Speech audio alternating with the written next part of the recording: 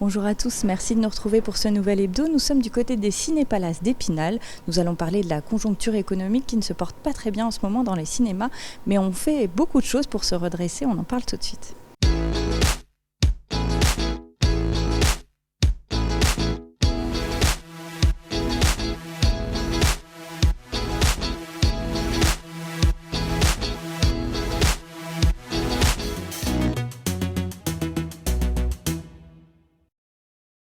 Je retrouve Arnaud Toussaint, bonjour. Bonjour. Donc je rappelle que vous êtes directeur général des Cinépalaces d'Épinal. On sait que cette période a été difficile, qui a vraiment un impact aujourd'hui sur la fréquentation dans les cinémas, cette année de 2022. Faut dire que les 2 années précédentes, avec la crise du Covid, ça a été compliqué et ça a fait beaucoup de mal au cinéma finalement. Oui, alors aujourd'hui effectivement on a une situation dans les cinémas de France, mais aussi au Cinépalace Épinal, où on a une baisse de la fréquentation qui est très sensible, surtout par rapport à 2019, qui est notre année de référence, et qui avait été une année incroyable, avec énormément de gros succès. Au niveau français, on avait dépassé les 210 millions de spectateurs, donc c'est sûr que quand on compare avec cette année avant Covid, la baisse de fréquentation, elle est importante, on est à 38% rien que sur Épinal, et puis au national, c'est entre 30 et 40% suivant les types d'exploitation et suivant les secteurs géographiques. Donc oui, c'est un constat assez alarmiste, mais le cinéma a déjà connu pareille crise. Oui. On sait que donc le cinéma, il a fermé, les cinémas ont fermé quasiment 300 jours. Si on prend en tout cumulé 2020-2021, ça représente une perte très importante, j'imagine. Oui, alors puis en plus c'était une situation unique parce que même pendant la Seconde Guerre mondiale, les cinémas n'avaient pas fermé. Donc oui, c'était bien la première fois depuis très très longtemps que les cinémas avaient dû fermer tous simultanément leurs portes. Et puis entre les périodes d'ouverture, plutôt de fermeture, les périodes d'ouverture ont été marquées par des restrictions sanitaires, restrictions au niveau de... Oui, tout. Alors nous, on a tout expérimenté. Et puis du coup, effectivement, ça a été très compliqué pour les salles de cinéma cette période qui en plus s'est accompagnée du fait qu'il n'y avait pas beaucoup de films.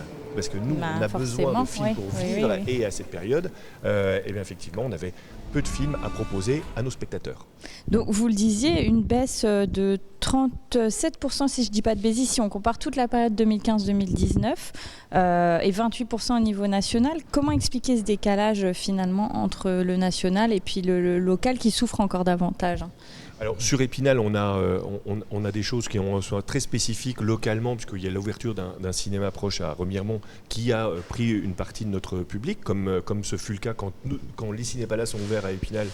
Pour d'autres cinémas, voilà. C'est un peu le jeu des vases communicants. Et puis ça dépend des tailles d'exploitation aussi. C'est-à-dire que les petits cinémas, notamment les cinémas à essai de centre-ville, de gros centre-villes, eux ont perdu beaucoup moins que les énormes multiplex qui ont, eux, par contre, chuté bien plus lourdement. Alors très concrètement aujourd'hui, de ce que vous pouvez en dire, dans quelle situation économique on se trouve ici au Cinépalace ? Est-ce que c'est catastrophique ? Est-ce que... Alors les Cinépalaces, c'est pas si catastrophique que ça parce que il se trouve que les années précédentes, le Covid, ça a été des années plutôt fastes, qui ont d'ailleurs lancé la réflexion autour d'une extension, un agrandissement du cinéma. Donc on va dire que nous étions plutôt bien préparés à une crise économique, il s'entend. Et puis il faut reconnaître que nous avons été, nous, salles de cinéma, énormément aidés par le gouvernement, par le ministère de la Culture, par le Centre national du cinéma, qui est notre organisme de tutelle, qui nous a, pendant toute la période du Covid, aidés financièrement et structurellement pour nous permettre de passer ce cap. Donc là, il faut être honnête, on a vraiment bénéficié de beaucoup d'aides, mais on a bénéficié d'aides pour tenir le coup sur les années 2020-2021. Et on s'aperçoit aujourd'hui que ces aides nous sont bien utiles en 2022. C'est-à-dire que celles qu'on a eues ces 2 dernières années, heureusement qu'on les a eues, parce que ça nous permet de subsister en 2022. Alors on sait que les Cinépalaces, c'est une société à économie mixte dans laquelle prend part la communauté d'agglomération. On peut espérer qu'elle continue à soutenir cet établissement, j'imagine, dans cette situation. Alors, c'est pas la communauté d'agglomération, c'est la ville d'Épinal qui est actionnaire. Et en fait, la ville ne soutient pas financièrement le cinéma. Le cinéma est une SEM qui s'autofinance. Il n'y a aucune subvention. La seule subvention que nous percevons, c'est la subvention du Centre national du cinéma pour la programmation art et essai, mais il n'y a aucune participation locale publique, que ce soit le conseil départemental, le conseil régional ou la ville d'Épinal ou même la communauté d'agglomération d'Épinal. C'est le prix des billets, le prix de la confiserie, les publicités qui s'autofinancent complètement. Il n'y a jamais eu de demande de subvention d'équilibre. Les Cinépalaces vivent par leurs propres moyens. Très bien, merci Arnaud Toussaint. On se retrouve dans un instant. On parlera un petit peu des causes de toute cette crise. Et en attendant, on repart en 2020 justement parce qu'il a fallu s'adapter et on fleurit les cinémas sur les parkings, les cinéparcs qui se pratiquent beaucoup aux États-Unis. On regarde ça et on se retrouve juste après. Ça, ce serait super aussi en drive, la fête du samedi soir. On danserait sur les capots des bagnoles et tout. C'est à la mode dans le contexte que l'on connaît et se décline à tout va, loto, meeting politique et cinéma bien sûr. Retour aux sources du drive-in samedi dernier à Plombières-les-Bains avec cette projection en plein air et en voiture, un cinéparc en français. Quand le gouvernement a décidé le confinement, on a dit on ne va pas rester comme ça ad vitam aeternam sans faire de séance de cinéma. Ce n'était pas question pour nous. Donc on a eu cette idée-là peut-être 15 jours après, le 15 mars. Donc voilà. C'est quand même une grosse organisation. Donc on a mis 3 mois à mettre ça sur pied et on a eu un peu de mal à avoir l'autorisation de monsieur le préfet des Vosges. Petite restauration assurée par les commerçants locaux et en guise de mise en bouche, une compilation des musiques les plus populaires du 7e art, le temps pour l'équipe de projection du Cravelor d'effectuer les derniers réglages. Le Centre régional audiovisuel de Lorraine est spécialisé dans le cinéma itinérant. Là, on a un projecteur numérique qui est les mêmes que dans les salles et les mêmes que nous, on utilise pour notre tournée de cinéma qu'on fait habituellement sur le reste de l'année. Et puis effectivement, un grand écran que vous avez là qui est 13 mètres de base, gonflable, une sonorisation en façade. Et après, un émetteur radio avec une fréquence qui nous est dédiée spécifiquement pour la séance et pour le lieu, pour pas qu'on empiète sur des radios locales par exemple. Pour remettre le contact, une valeur sûre du répertoire, Cinéma Paradiso, film italien de Giuseppe Tornatore avec Philippe Noiret, Grand Prix du jury à Cannes en 1989, Oscar du meilleur film étranger l'année suivante. De quoi ravir les occupants d'une bonne soixantaine de véhicules en manque de projection et surtout d'animation. C'est mon premier drive et j'en rêve depuis toujours. Et puis c'est des souvenirs d'enfance quand il y en avait dans les campings, mais on n'avait pas les voitures. On vient soutenir le cinéma de Plombières parce que je trouve que c'est une belle initiative. Et c'est bien qu'il y ait des gens qui se bougent pour redynamiser un petit peu le secteur. C'est mon épouse qui m'a payé ça pour mon anniversaire. C'est un beau cadeau, vous êtes content ? Oui, bien sûr. Ça change. Ça nous change les idées. En plus, nous, on a été malades fin février, début mars. Bien gravement malades. Du coup, ça nous fait du bien de revivre, tout simplement. Avec la réouverture des salles obscures depuis ce lundi, les bénévoles plombinois ne devraient pas proposer d'autres drive-in, mais donnent rendez-vous comme d'habitude les mardis, vendredis et dimanches dans leur cinéma.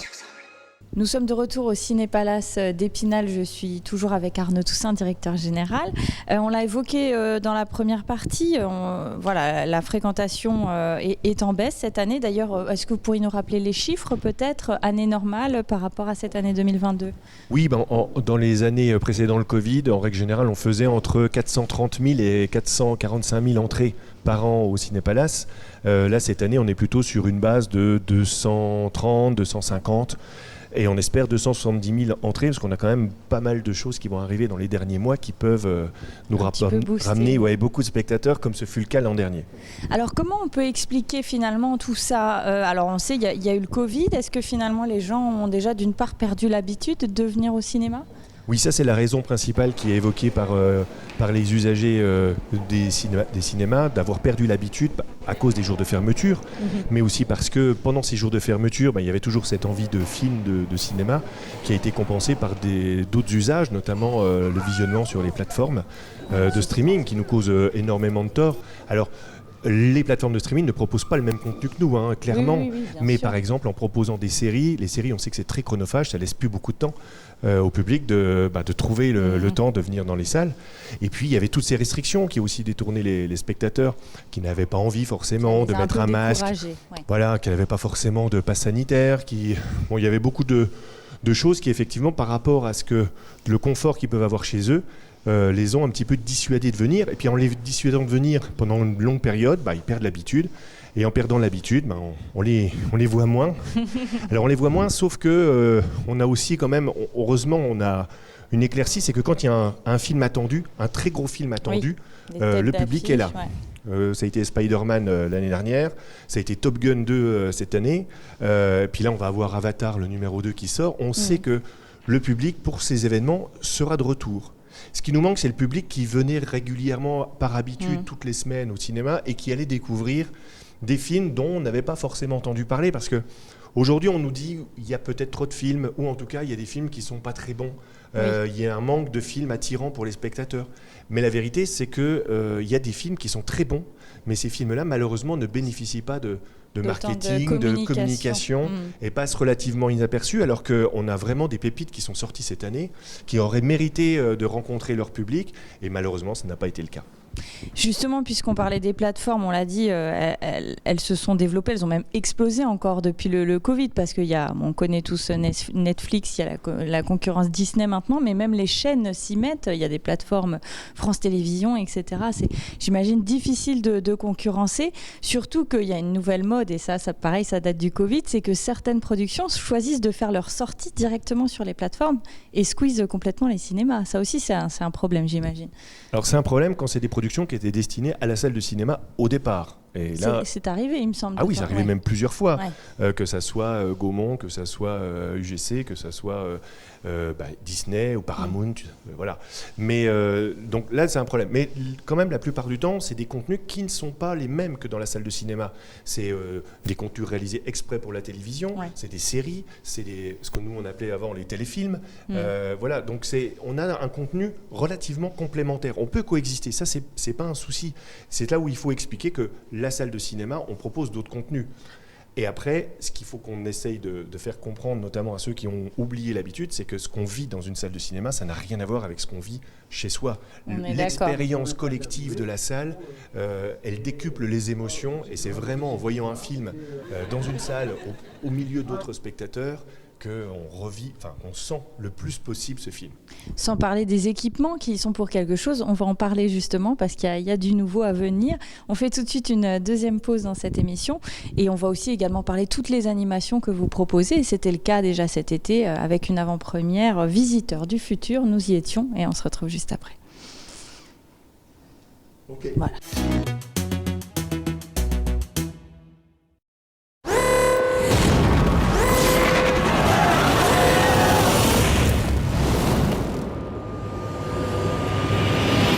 Je viens du futur. Si vous ne m'écoutez pas, voilà ce qui va se passer. C'est l'histoire d'une web-série lancée en 2009 et devenue un phénomène, cumulant plus de 52 millions de vues. Diffusée ensuite à la télévision, Le Visiteur du futur, une création de François Descraques, a également été adapté en BD et en manga. Il ne manquait plus que le cinéma, mais c'est désormais chose faite. Un long métrage présenté en avant-première au Ciné Palace à Épinal vendredi soir, dans le cadre de Ciné Cool, en présence des comédiens Florent Dorin et Vincent Tirel. Un budget de 5 à 6 millions d'euros pour cette comédie multicarte mêlant l'humour, le drame et la science-fiction. Bref, un film comme on en fait très peu en France. 3, 2... J'entends des chiffres, mais à l'envers. La compte à rebours, c'était ça les chiffres. François a toujours été le réalisateur et scénariste du film, a beaucoup été influencé par le cinéma américain, bien sûr, notamment des années 80-90. On peut par exemple parler de Retour vers le futur, de Terminator, pour ne citer que ça. Mais c'est bien un film franco-français, voilà. Donc on est très fiers de défendre ce genre de cinéma en France. Et effectivement, si le public est au rendez-vous et que les professionnels se rendent compte qu'il y a vraiment aussi un public en France pour des films français de cette teneur-là. Alors, si ça peut permettre à d'autres créateurs d'avoir plus facilement accès à la création au cinéma, on sera très content. Le Visiteur du futur est en effet présenté comme un film événement. S'il trouve son public, il pourrait évidemment inspirer d'autres réalisateurs. Vincent Tirel, lui, préfère pour le moment laisser ça aux autres. C'est toute une entreprise à gérer, c'est pire que d'organiser un mariage ou de fabriquer une maison. C'est un film, c'est quelque chose de très gros quand même. Donc voilà, moi plus réalisation de sketch ou écriture sur un long métrage en ce moment. Mais réaliser, on verra ça plus tard, beaucoup plus tard quand je serai plus vieux. Le Visiteur du futur, un film de François Descraques présenté en avant-première vendredi à Plombières, Remiremont et Épinal. Sortie officielle le 7 septembre. Vous inquiétez pas, il n'y aura pas le temps de me voir venir. Oh putain!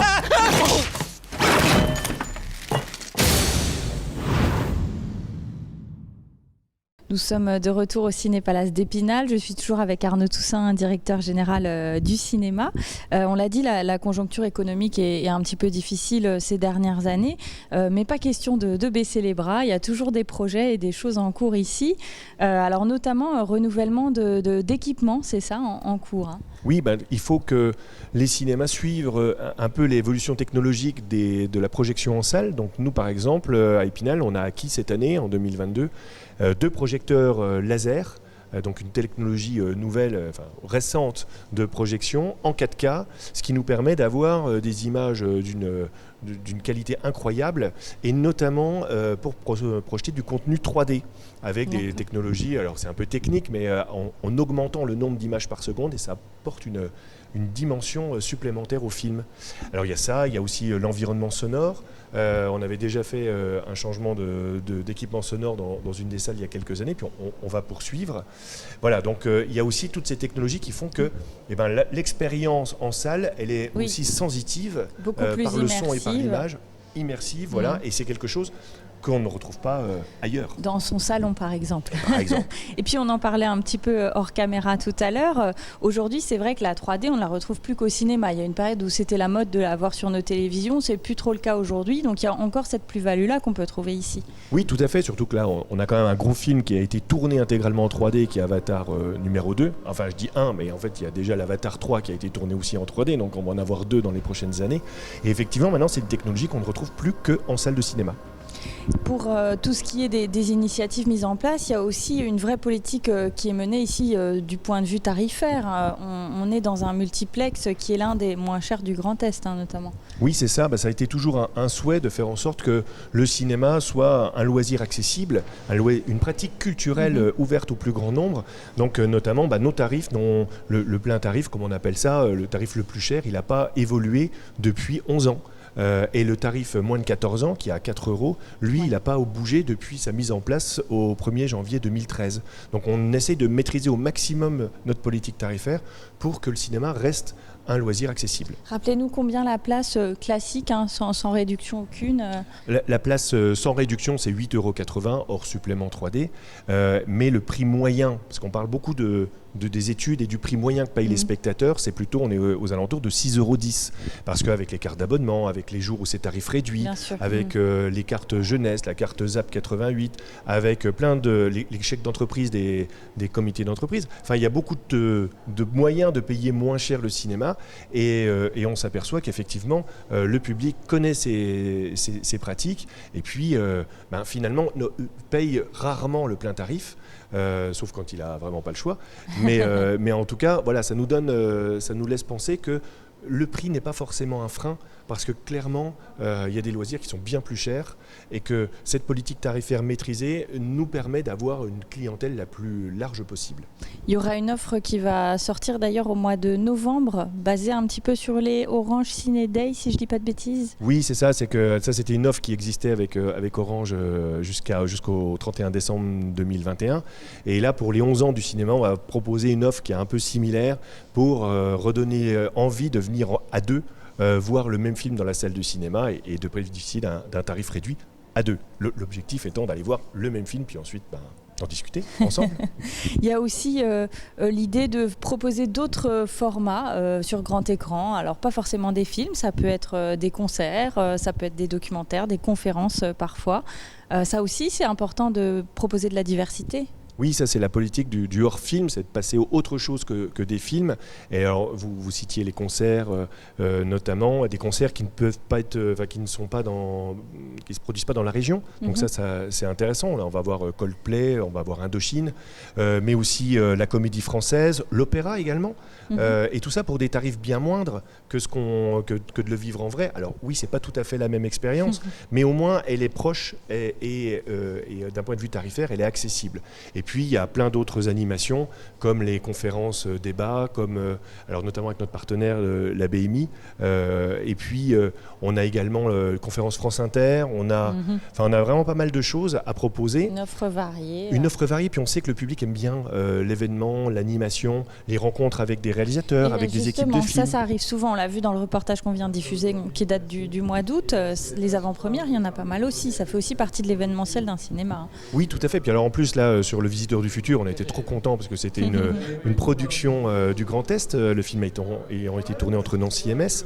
Mais c'est vrai que d'aller à la rencontre des spectateurs, ça fait plaisir aux équipes de films, aux réalisateurs qui se confrontent à leur public, et puis ça fait énormément plaisir au public de voir en chair et en os Franck Dubosc ou Danny Boone ou Albert Dupontel. Et là, ça fait vivre la salle, ça fait connaître un film et ça donne envie au public de revenir dans la salle, ce qu'on cherche pour renouer avec cette habitude qu'ils ont perdue. Et pour terminer, dernière question, on en a parlé en début d'émission, ce fameux projet d'extension qui est un peu mis à mal aussi par la situation économique, il va être révisé. Qu'est-ce qu'on peut attendre? Ce qu'on peut en dire en tout cas pour le moment. Ce qu'on peut en dire, c'est qu'effectivement dans un projet initial d'augmenter la capacité d'accueil des cinémas, on est plutôt passé maintenant à un projet d'améliorer l'expérience spectateur. Donc avec des équipements qui vont différer, notamment en termes de fauteuils, de confort, etc. Et puis permettre au cinéma encore d'être plus polyvalent, de proposer d'autres choses, pourquoi pas du jeu vidéo sur grand écran, pourquoi pas d'autres manifestations. Faut se renouveler, quoi. Oui, voilà. L'idée, c'est que plutôt que de chercher à tout prix d'augmenter le nombre de fauteuils, l'intérêt, ça va être de rendre le cinéma prêt aux nouvelles évolutions technologiques et aux nouvelles pratiques. Très bien, on suivra ça de près. Merci beaucoup Arnaud Toussaint d'avoir répondu à nos questions. Tout de suite, on regarde les infos de la semaine.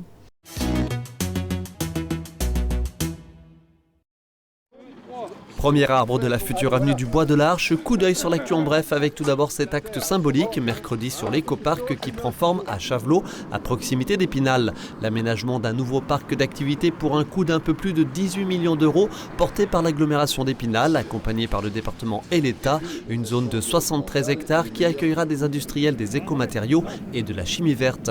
Pavatex va y installer dès l'été prochain une troisième ligne de production alimentée dans un premier temps par 2 chaudières gaz, dans un second temps par une chaudière biomasse. Suivront la scierie de Céloise et une unité de massification de plaquettes bois, soit déjà 110 millions d'euros d'investissement et 90 nouveaux emplois. Déviations et giratoires desserviront cette zone en bordure de voies ferrées et qui longe l'une des routes les plus fréquentées des Vosges, 15 000 véhicules par jour, dont 2 000 poids lourds. Un secteur où sera d'ailleurs construite une plateforme multimodale fer-route pour limiter le flux supplémentaire de 350 camions par jour. Le rendez-vous est devenu traditionnel. Épinal accueille ses nouveaux habitants lors d'une journée de découverte de la ville et de ses principaux équipements culturels et sportifs. Dimanche dernier, en petits groupes et guidés par des élus ou responsables de services, ils ont visité notamment le musée de l'image et arpenté le port de Plaisance avec son parcours Naturo-Vive qui en a étonné plus d'un. Également au programme, le planétarium, la bibliothèque multimédia ou encore la patinoire. Sur les 150 personnes inscrites à cette visite, un tiers étaient de jeunes seniors qui viennent ou reviennent à Épinal pour passer leur retraite. Des personnes âgées qui ont quitté la périphérie ou la campagne pour résider dans la ville-centre, séduits par son offre de services. Il y avait également quelques familles ainsi qu'une trentaine de personnes étrangères, migrants ou demandeurs d'asile en cours d'intégration. Pour les 3 années à venir, la ville d'Épinal conserve son label 4 fleurs, la plus haute distinction décernée par le jury national des villes et villages fleuris que possèdent 277 communes en France, dont 3 vosgiennes. Vittel, Rollainville et donc la Cité des Images depuis 1988. Le fruit du travail des 106 agents du service cadre de vie, dont une 60aine de jardiniers. Chaque année, les serres municipales produisent plus de 130 000 plantes annuelles, bisannuelles et arbustes destinés à embellir la ville. 3 fois moins que par le passé. C'est l'une des évolutions notables des dernières années avec l'abandon des produits phytosanitaires et l'adaptation aux restrictions d'eau. Autre actualité, la construction d'une nouvelle serre bioclimatique de 1200 m² pour cultiver des légumes en pleine terre dans le cadre de la régie maraîchère créée en 2021 et destinée à terme à alimenter les restaurants scolaires, le centre aéré de la 40 semaines et la maison de retraite des Magnolias. Salle de bains adaptée aux personnes à mobilité réduite, isolation thermique et espace commun réagencé, visite guidée à Épinal de la résidence pour personnes âgées le Sans Souci. Après 15 mois de travaux de réhabilitation, Propriété de l'Office Épinal Habitat, elle compte désormais 30 studios qui suscitent déjà l'intérêt de futurs locataires. 8 spinaliens devraient d'ailleurs s'installer dans les semaines à venir. Le budget des travaux s'élève à un peu plus de 2 millions d'euros, la moitié subventionnée par la Caisse d'assurance des retraites et par l'État. Vous avez pu voir ces travaux lors du Festival des Imaginales notamment. Le dessinateur spinalien Manu Hart vient de voir paraître sa première BD qu'il dédicaçait samedi dernier dans la librairie spécialisée L'Octopus à Épinal. D'après un scénario de Tarek, l'aventure qu'il a croquée, Commandant Nemo, fait partie d'un recueil d'une quinzaine d'histoires intitulées Océanide. Celui-ci devait initialement être un hors-série des Casiers de Brest et paraître en 2020 et a finalement été publié par les éditions Locus Solus. Après ce récit maritime qui fait suite à la parution de son premier livre pour enfants l'an dernier, ce professeur d'espagnol de 50 ans va s'atteler aux illustrations d'une série de 6 romans pour ados écrits par Stéphanie Le Gall. Et voilà, l'hebdo c'est terminé pour aujourd'hui. J'espère que cet épisode vous a intéressé. Quant à nous, on se retrouve dans une semaine du côté du Salon de l'Auto. À très bientôt.